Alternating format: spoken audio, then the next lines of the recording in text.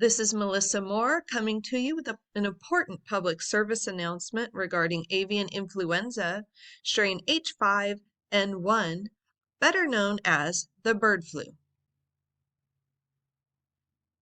Avian influenza is a highly pathogenic viral infection that mostly affects birds, but is now capable of cross-species transmission. It has recently been identified in U.S. dairy cattle, according to the Texas Epidemic Public Health Institute. This is raising concerns about cross-species transmission and potential threats to both animal and human health. It spreads through direct contact with infected animals, contaminated surfaces, and in rare cases, it has been known to travel from mammals to humans. As of early 2025, it's been detected in dairy cattle across multiple U.S. states, including Texas, Kansas, and Michigan.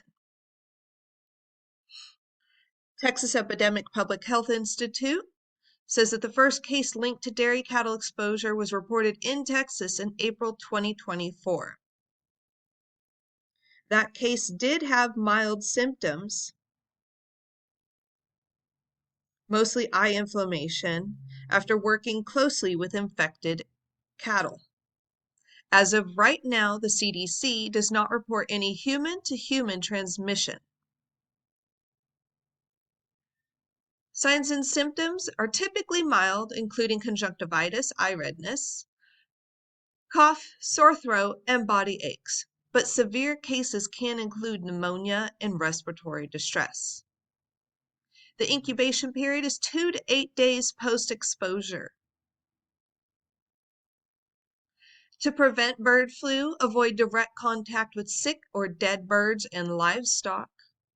Only consume pasteurized dairy products. Wear personal protection when working with animals.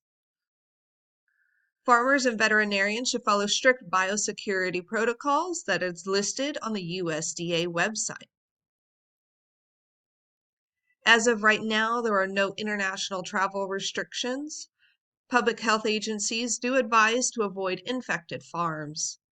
Monitoring continues via state and federal health officials. Public resources to research this: CDC has info.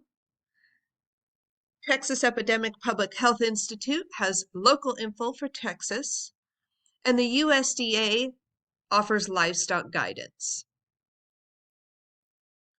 My references were CDC, Texas Epidemic Public Health Institute, and the USDA website.